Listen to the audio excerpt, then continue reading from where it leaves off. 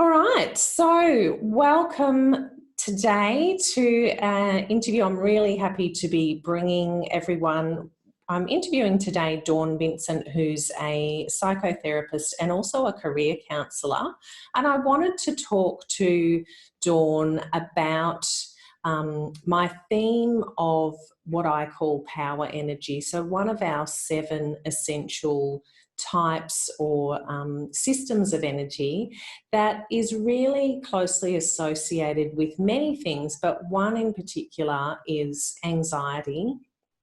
And I really wanted to talk to somebody who was a professional who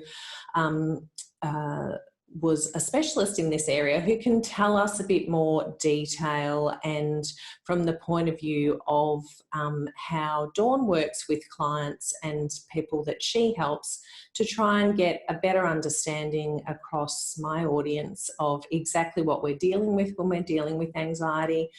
And unfortunately, we are in a current global pandemic with COVID-19, and it's, most people have probably heard that there are really rapidly rising numbers of people with anxiety or anxiety-like symptoms. And just, look, I know personally for myself, just feeling generally a little bit blah.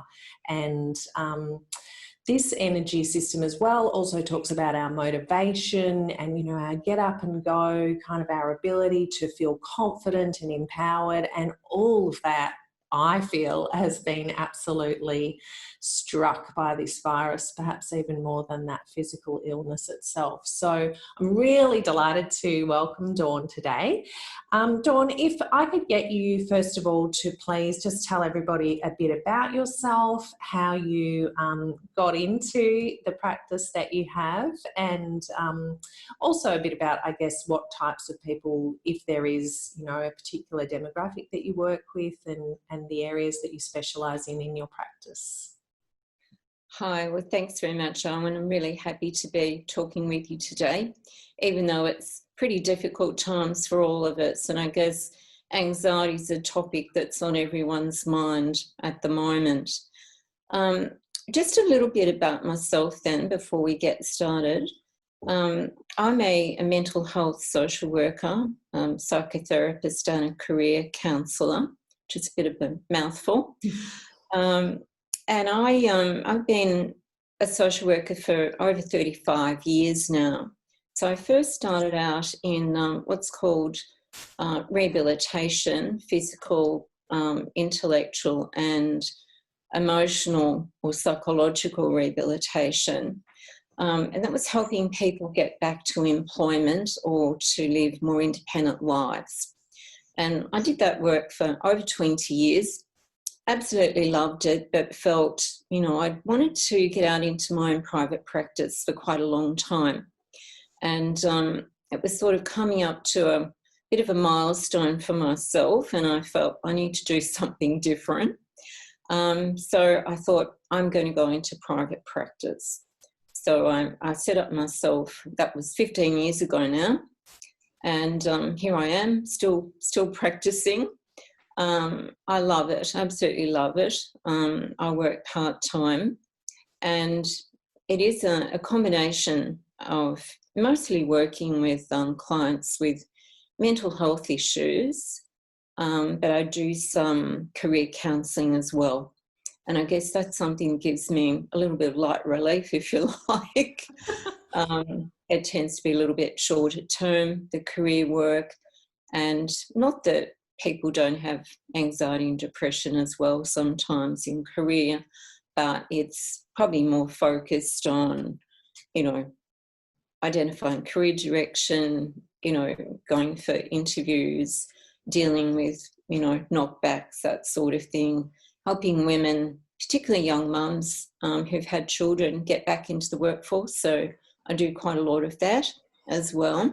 Right. But I guess the bulk of my work would be probably 60% or more would be in the mental health area. And that's working obviously with anxiety and depression. It can be trauma. I work with victims of crime, unfortunately, which is too prevalent. loss and grief, and I do couples work, so helping people with relationships. So it's quite varied, which I guess is why I love it so much. There's so much variety. Yeah. And I think you asked about demographic. I guess normally the bulk of my clients have been women up until a couple of years ago, and then I have started to get more males, which is great. I think there's a lot more or less stigma and a bit more awareness now about mental health for men. And it's been really nice to see more men coming through the doors. So that's good. Absolutely. And I work with all ages going from, well, I think my youngest has been 12, but I don't tend to work a lot with that young in terms of age. But it'd be more probably from 20 through till 65. Yeah, so very broad. Great. And with the career work, so you mentioned young mums getting back into work, which is great, because that's, I do deal with a lot of people in that kind of situation in life stage. And is there any other particular aspects of career counselling you do, or do you specialise in a particular industry or anything like that, or is that just very broad? And I mean, I know, having done some of that work myself, you know, the skills that you have, you can apply to any career or any industry, but do you specialise in anything with that? No, not really. No, it's quite broad. I have people, well, I can have students, leaving school and, anxious mums sort of wondering what their child's going to do. Yeah. So I can do that, and it goes right up into people who have been made redundant or about to retire. So, yeah, it's, right across the spectrum, all types of different work. It might be just, fairly low skill work, or it can be working up to executives. So, yeah, and professionals. I do quite a bit with professionals.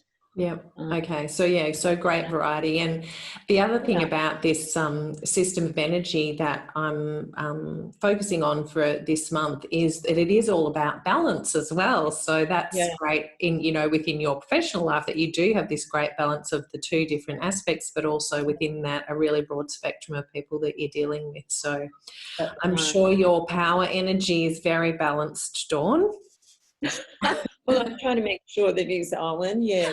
Yeah, good. In terms of balance, I mean, the work-life balance, we hear a lot about that. And, I get a lot of clients obviously coming with work stress and trying to balance home and family and, juggle a lot of balls in the air. So, I do quite a lot of work in that sort of area as well, just helping people look at the range of things they're doing and, a focus on, well, do you really need to be doing all of those things? Because often that's adding to people's stress. So I think, that's such an important area. People don't realise until things get really, really bad just how stressed they've been. Yep. So I think, that's something that just accumulates. All of a sudden people wonder why they're exhausted and why they're getting physical problems, why they've got headaches and stomach problems and, all sorts of postural difficulties. I mean, it's, I'm sure in your work that the symptoms are very varied and people are often slow to understand that this is stress. And if we don't manage our stress, then, we get sick. Our body tells us that, hey, you can't do this. And if we ignore it, then we start to get these symptoms. Yeah, absolutely. And before we had this pandemic, we definitely already had a pandemic of stress. That's so true. So when you're working with people in that situation, is there any common denominators where, you are noticing with your clients where they're stressed like this and they've just got too much on their plates? Are there any particular factors that you're able to quickly help them identify as things that they could probably get rid of and take off their plate again?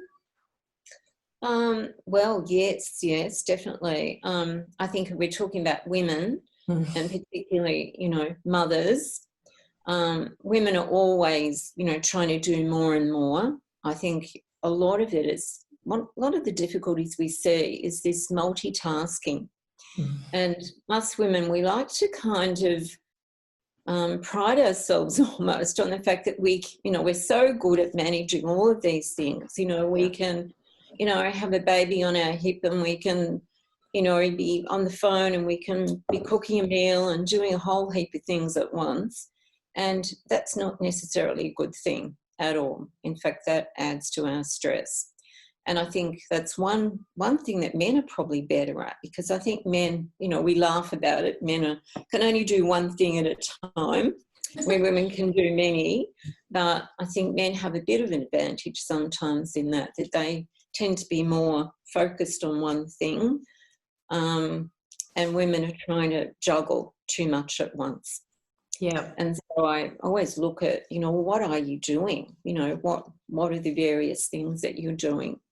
And we, as I said, we've got mums with young children or school-age children or teenagers.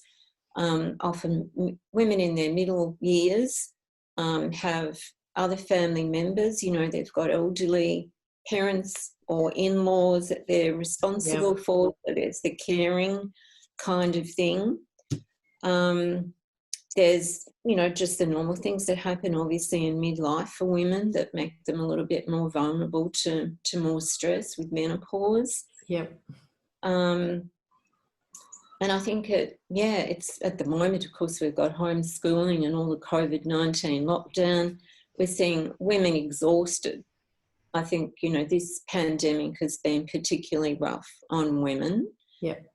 Because we still feel that we've got to do everything, and we're running ourselves ragged. And so I think self-care is one of the most important things that we need to be looking at, and that's so hard for some women, I think, to look at themselves. They put their children and their partners and other people first. And self-care is definitely not selfish. It's vital if you're going to be continuing to function. And we've got women working. Most women are working, and some have got very busy careers, and that adds to the juggle. So in terms of self-care, I start with the basics. When I see a client, I ask them about the basics: sleep, nutrition, exercise, social contact, and time for self. And I go through that quite religiously with every client. And then after that, I think, that's quite detailed, because if people aren't sleeping well, they don't have the energy, they're not eating well. Busy mums often neglect their nutrition, so they're grabbing meals on the go. Or just not grabbing them. Or not, skipping meals. Exactly, that's right. And then they're exhausted. At the end of the day, they're just exhausted. And so they're not sleeping well. And, you get that whole cycle repeating itself. Anxiety is one of those things that, obviously we all experience to some degree. But I think, it becomes a real issue when people are really overloaded. And I think there's a whole lot of things that we can do. I mean, do you want me to sort of talk about? Yeah, so I really would love to get from you, because people will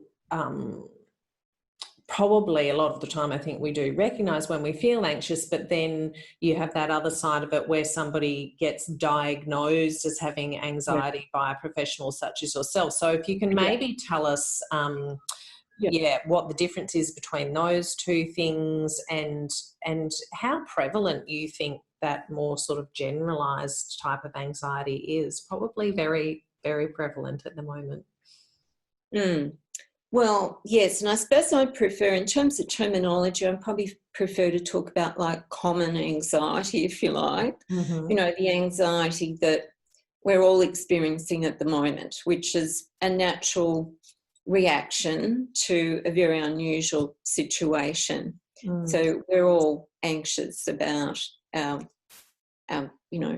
loved ones. We're anxious about ourselves, where this is going to head. So that's very focused. And we all get anxious about various things. The young student's going to get anxious about exams. Yeah. The job seeker will get anxious about going to a job interview. If we have some sort of health issue and we have to have a test done, we're going to be anxious about the results of that. So all of those things are very common and very normal. They're very, healthy responses to a situation that, maybe can be life-threatening or at least, distressing. But when we talk about, there's a term in terms of mental health that we talk about Generalized Anxiety Disorder, or GAD. Mm-hmm. And that is a more serious form of anxiety. And, that does need to be treated because it can be very debilitating. And I guess, when people come to me, quite often that's what they're suffering from. It's not just the normal stresses of life, but, they do actually have an anxiety disorder. And the difference between that is that the worry or the anxiety is about a whole lot of things. It's about things that might appear to be quite trivial, but it's in every area of their life. Right. So they're worried about work, they're worried about their family, they're worried about their health, they're worried about what's going on in the world. It's very pervasive and it's very persistent. Mm-hmm. And in fact, it can interfere with their daily functioning.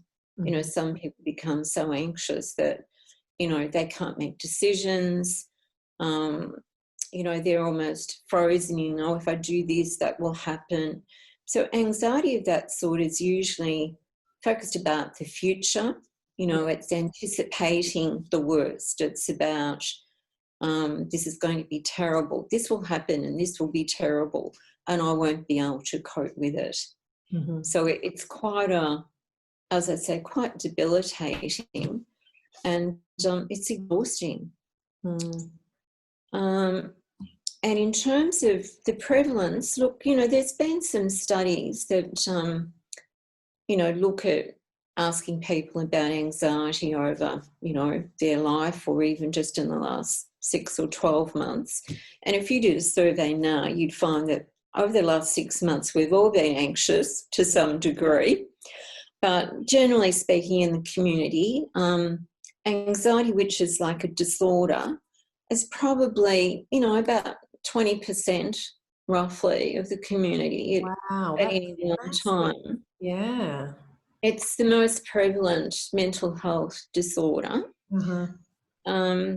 And they say that up to, 1 in 4 women and 1 in 5 men would suffer from it. Wow.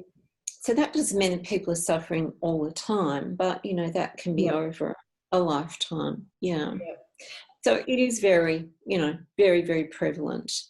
And so really, so that when it's generalized anxiety disorder, it's, as you said, so it's when it's kind of pervades into every area of their life. Yeah. But yeah. I guess what I'm taking from what you've said is the key indicator would be that it kind of, it's that debilitation, that it means they can't really do, the normal things that they would do because they're just anxious about everything. Is that that's right? Yeah. It affects their social interaction, it affects their work, it affects, just the things that they have to do daily. And that's, to different degrees. Some people have a, more severe version of it than others. But, so that's what kind of distinguishes it from just that anxiety that we all experience.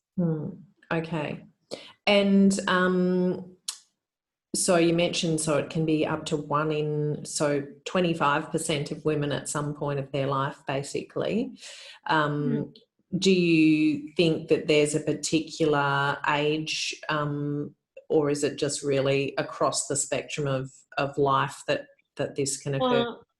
No, look, I mean, we hear a great deal about young people. I mean, you know, youth are suffering a lot of anxiety and depression, and, you know, a lot of that's got to do with social issues, of course, unemployment rates, very high youth unemployment.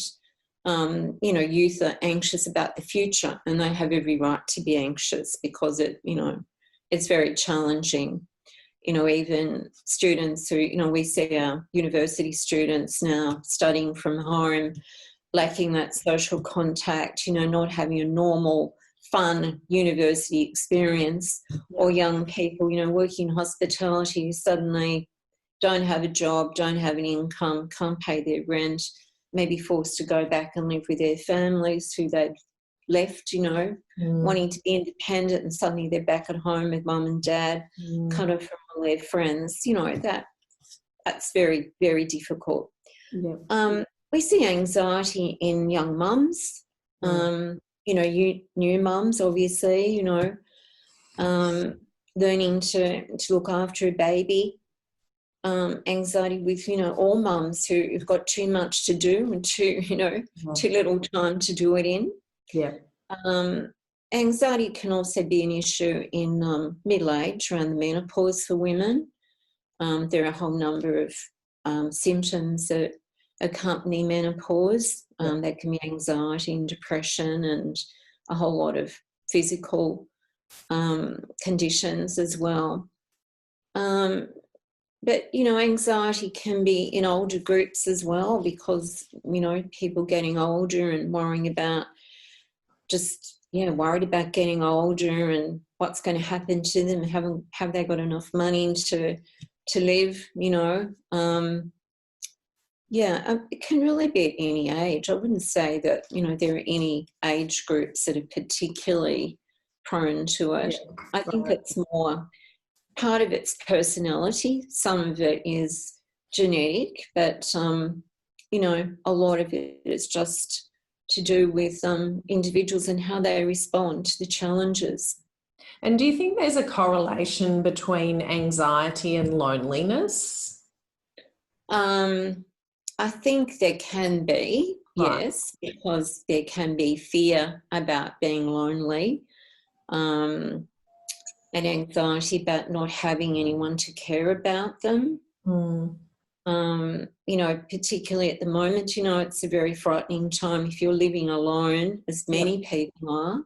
You don't have partners. And, you know, maybe their partner has died, or they're broken up, or, there can be a whole range of reasons. So I think when you're lonely, you can certainly be anxious, and you can certainly become depressed. You know, social contact's incredibly important.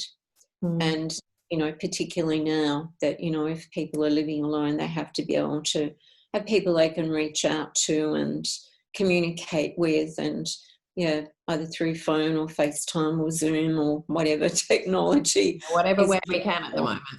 Whatever we can, absolutely. That's right.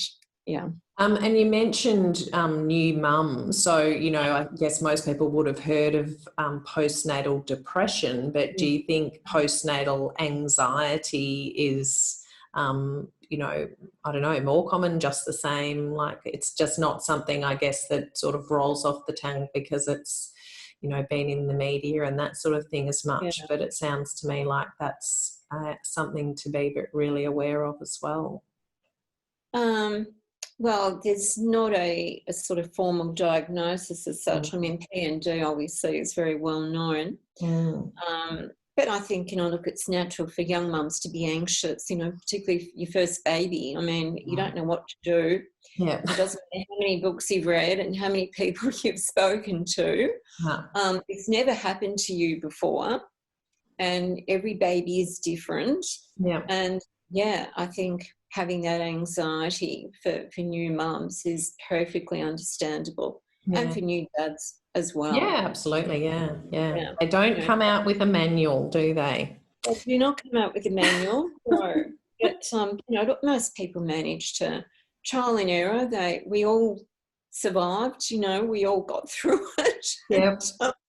Some better than others, but yeah, look, I think it's one of those things that it's a new experience. So there's anxiety about something that we don't know. Yeah, and you've literally got a completely helpless little human's life in your hands. Absolutely. So, yeah. Absolutely. That's right. So I guess I'm keen to get from you if we can try and make people aware of at what point is it, I mean, I know we've discussed the disorder level of, really not being able to do all the normal things you do in life. But before you got to that point, or if you were feeling, extremely anxious about a couple of things, are there particular symptoms that people tend to ignore that are related to anxiety? Are there things that you think that we need to be really careful about and potentially seek professional help with that people might not know? Yeah. Well, yes, I think, definitely there are things like irritability. So, if you're looking at changes in behaviour that, someone will become irritable and not quite know that things seem to annoy them more, that they're easily irritated, that, they've got a bit of a short fuse, perhaps, it can be anger or impatience, which is, not like their normal selves. There can be difficulties with concentration as well, they're just hard to focus. Right. And of course, there's problems with sleep, which I think is a very good tip, that, when you're anxious, you tend not to sleep well. And as I said before, if you're not sleeping well, then you're not, able to concentrate, you're not focusing, you don't have the energy. So, that fatigue. I mean, anxiety will make you feel very tired because your brain is constantly going. Yep. That idea of the busy mind, that the mind that's always thinking and worrying about things. And this worrying becomes, just a habit. It's like everything you start to worry about making mistakes, about, worrying about symptoms like, oh, I wonder what's wrong, I've got a headache, maybe I'm having a brain tumour, or, exaggerating things. That can be another thing, that your mind kind of goes to the worst scenario. Yep. Yeah, that's a good one. And I find as well that then people become worried about the fact that they're worrying all the time. Yes. About being anxious. Yes. Yeah. And I think one of the things is important to remember, and particularly when I'm working with people trying to help them manage their anxiety, is to look at what's happening, because, as I said, anxiety is about usually worrying about the future. Something is going to happen, something bad is going to happen, and I won't be able to manage it. Or something might happen to my family. It may not be you, but it's people that you care about. So it's reminding people that it's thoughts in our head, and they're only thoughts. They're not facts. We can have lots of thoughts, but it doesn't mean that they're true. So it's about learning to acknowledge, or even name, like if you can sort of stop and say, what am I feeling at the moment? And then name that. And if it's anxiety, as people start to realise what they're feeling is anxiety. And, there'll be physical symptoms. Sometimes it's like butterflies in the tummy. It can be like a tightening around the chest. Their breathing becomes a bit shorter.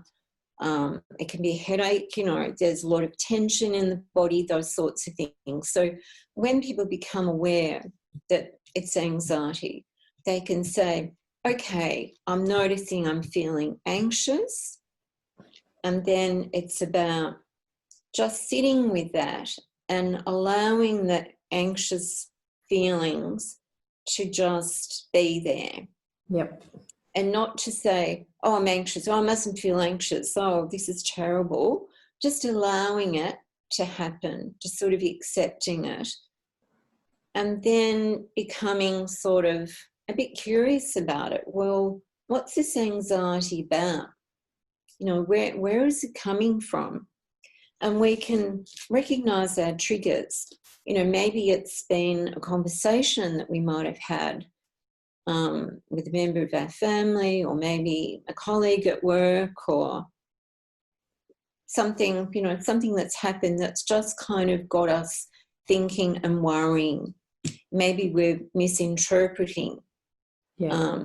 Like in a work situation, you know, the boss might say something and the person then thinks, oh, you know, they don't think I'm good at my job. So, you know, it might be a very innocent comment, but it will be taken and exaggerated as, oh, they think I'm not good at my job. And then the thoughts will start, I'm a failure, I'll never be any good. And then off they go into this kind of ruminating phase. It's really damaging. Okay, that's great. So yeah, and I've read a book called, I think it's called 60 Seconds to the Life You Love or something. I'm not going to be able to remember the name of I think she's a psychotherapist, the lady who wrote it. 90 Seconds to a Life You Love or something, but she talks in that all about exactly what you're saying, that you just need to sit with those difficult emotions for literally no more than 90 seconds. The wave of it will go, and then yes, it might come back again, but if you don't push it away and block it, or, you know, turn it into something else, turn it into a physical sensation in your body, then it's going to be able to be processed. Yeah, that's right. And it is about accepting. It's not fighting and struggling with it. It's just accepting it and putting a bit of distance between it, you know, so that kind of being curious about, well, what's this about? What's this anxiety about? And then the next point with that, or the next step, would be to then say, okay, well, what can I do to help myself feel better? Like, what do I need right now? Yep.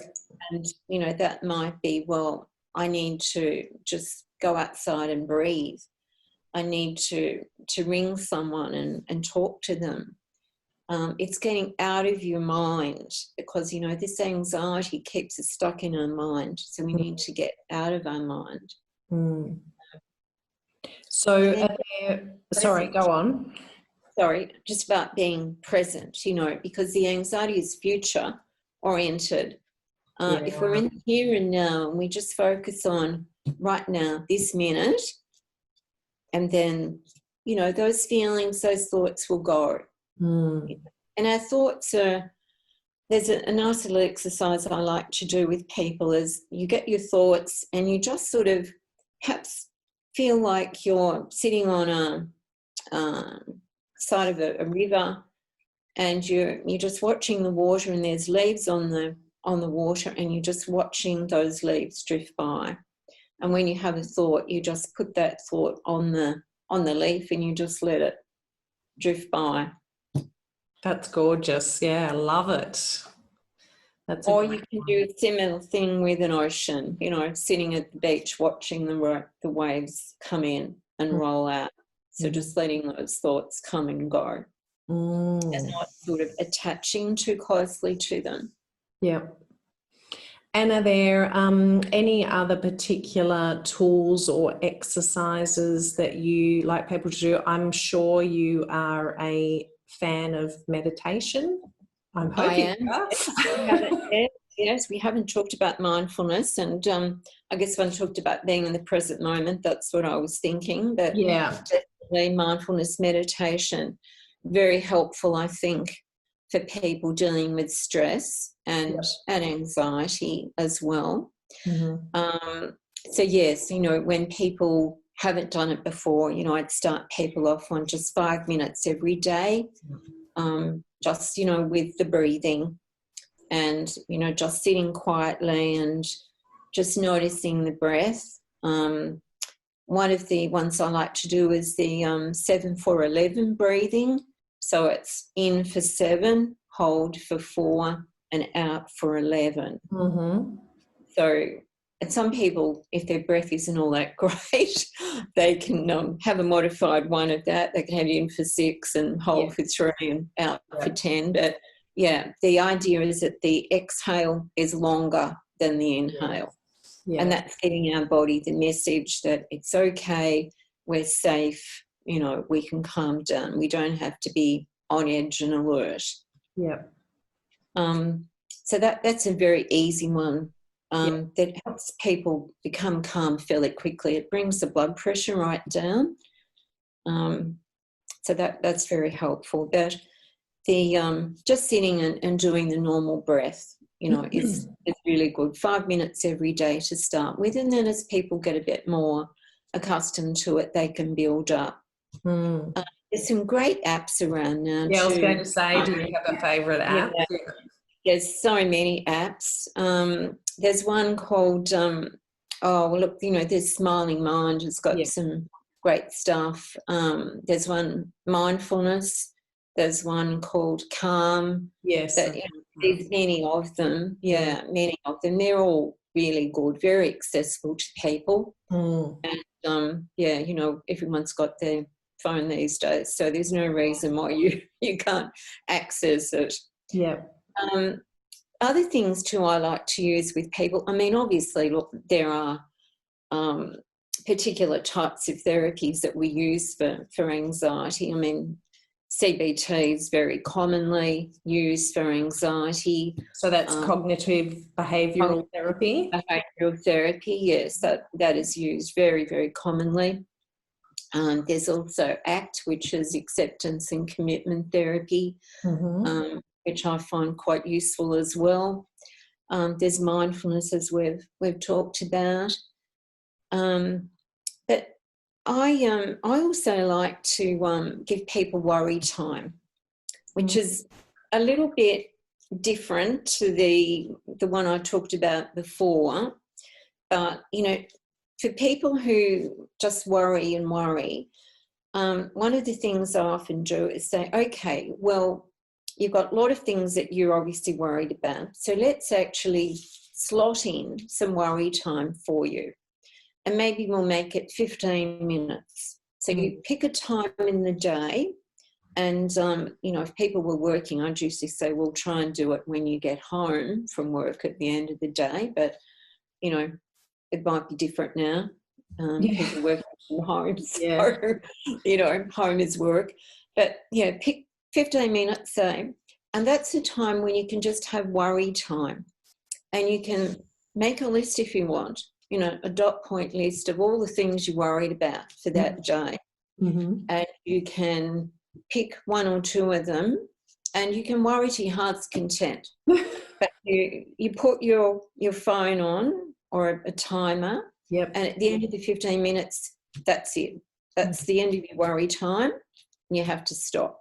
And during that time, people sometimes are able to then come up with some problem solving.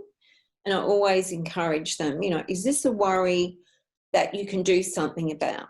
You know, can you problem solve it? Is there some action that you can take to, you know, improve it? If you can't, then you just have to set it aside. Okay.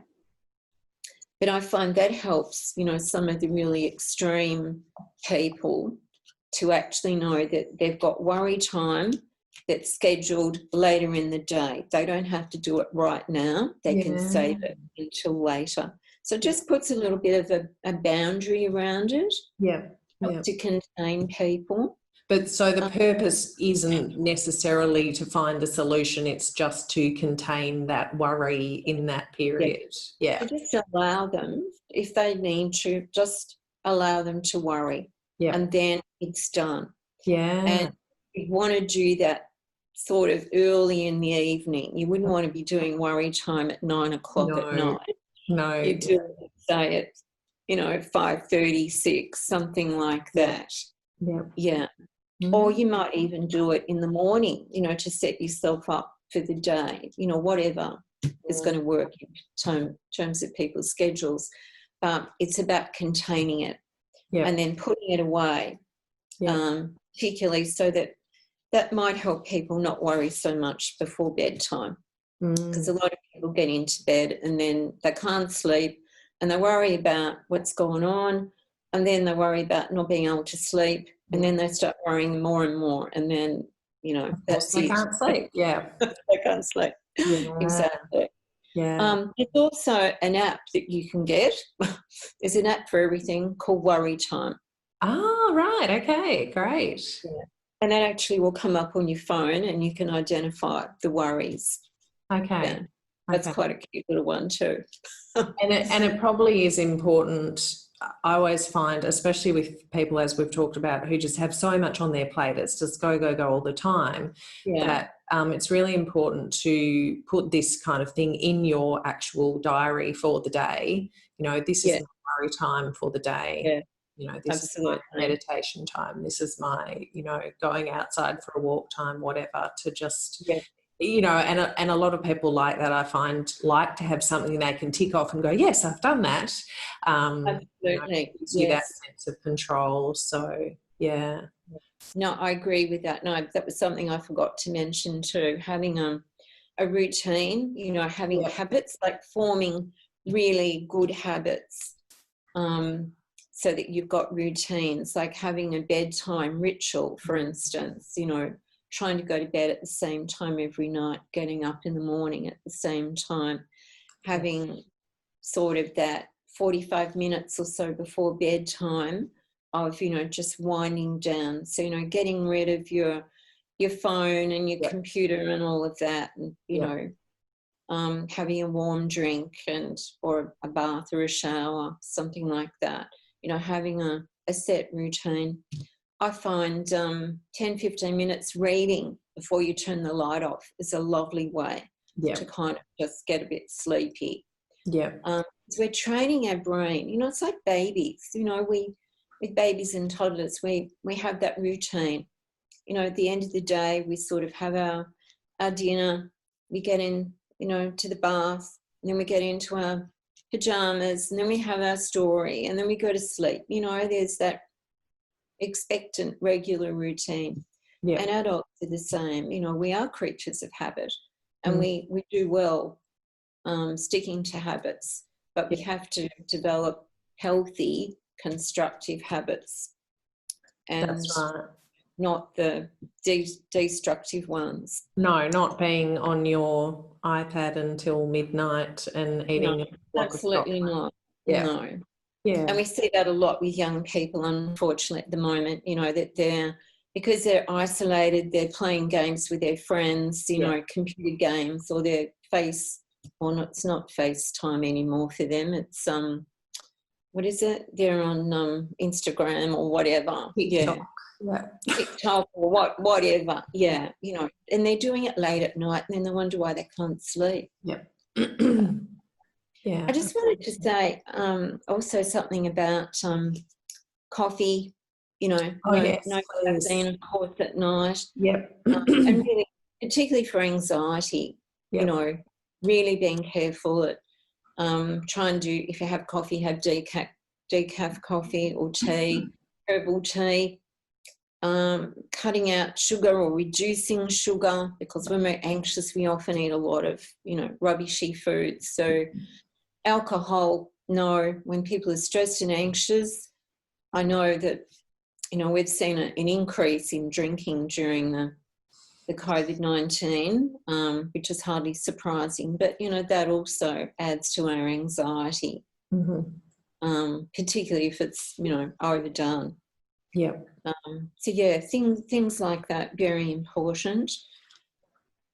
I always I try and encourage people to really wind back their caffeine to just the morning. And Yeah. obviously, depending on, you know, how much you need to wind it back, that might take a long time. If somebody's having 5 cups of coffee and the last one's normally at 8 o'clock at night, then I just try and get people to take it back, you know, one at a time, earlier and earlier in the day, because it's a massive problem, you know, that caffeine is still in your system 12 hours later. So, That makes people very jumpy and irritable, and it doesn't help at all. No, and even if you think that it's not affecting you going to sleep, it's definitely going to affect the quality of your sleep. Oh, yes, it does. And the alcohol too, because, you know, the alcohol might make you get to sleep, but you'll usually wake up in the middle of the night and then you'll be alert because you're overstimulated. Absolutely, exactly the same. It affects the quality of your sleep. So, really good tips. I know I'm conscious that I've taken up a lot of your time already, Dawn. So, was there anything else you've given us some absolutely wonderful tips? Anything else that you wanted to add that you haven't mentioned yet? Just checking to see if there's anything I had written down actually. Well, I think I did mention exercise. I think exercise is very important. You know, obviously sleep, diet, I think I went through exercise. But, exercise is really helpful for people with anxiety because it gets rid of a lot of that adrenaline and, you know, just and getting outside. I mean, luckily at the moment we can still have our 1 hour of exercise. That's right. Yeah. So I would really encourage people to do that. Use it, really use it, you know, take full advantage because, you know, when we're sitting, that's when if people are anxious and they're sitting, that makes that rumination a lot more, you know, likely to happen. Where if you're moving and you're looking around outside, then you're engaging with the outside world. So it's about, you know, going outside of yourself rather than in your head. So trying to get out of your head. Yeah, that's right. And, you know, it'll actually, it'll use up your adrenaline if you're exercising, and it'll also stimulate the release of the happy hormones. Exactly. That's right. And I totally agree with you as well about actually getting it. Like, even if you've got a home gym or you're doing your, you know, your workouts online or whatever, please do get outside because there's so many benefits to getting that, you know, natural daylight, to be looking around at plants and trees and different things. Being with nature is just incredibly calming for anyone with anxiety, for all of us, but, you know, particularly for anxiety, very calming just to look at nature. And even if you have to wear a mask, as we do, you're still getting some fresh air, and that's very important. I agree. And you're still, getting that sunlight on your skin, and we don't have to cover our eyes, so we can look around at all the amazing things. And if you're in the city, then you can still go to parks, and, you know, there's always a little bit of nature around. We're very lucky here in Melbourne that we do have a lot of plants in the city. So, We do. And I think just getting outside and seeing other people who are in the same boat at the moment, you know, just that sense of community that we're all out there trying to get a bit of exercise, and it's lovely to see people kind of nodding and being a little bit more friendly, you know, rather than just rushing past and ignoring everyone. People are kind of acknowledging a little bit more. I think that's very, very nice to see. Yeah, we all need to practice our smiling with our eyes as well, don't we? Yeah, we do. Yeah, or nodding with your head, or, you know, whatever. Yeah, that's right.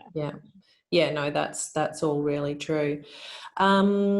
Great. And I mean, I'm really pleased that, everything that you're saying really aligns with what I tell people as well about, you know, those key things about, eating well and sleeping well and getting exercise and being mindful. So that's fabulous. Dawn, I know that you, so we got in contact through a Facebook group for businesses in the inner east of Melbourne, and that's where your practice is, but I know you do work remotely with people as well, so it really doesn't matter where they are. If they wanted to get in contact with you, they could. So could you just tell everybody what's the best way for them to reach you if they're interested in working with you or knowing more about what you do?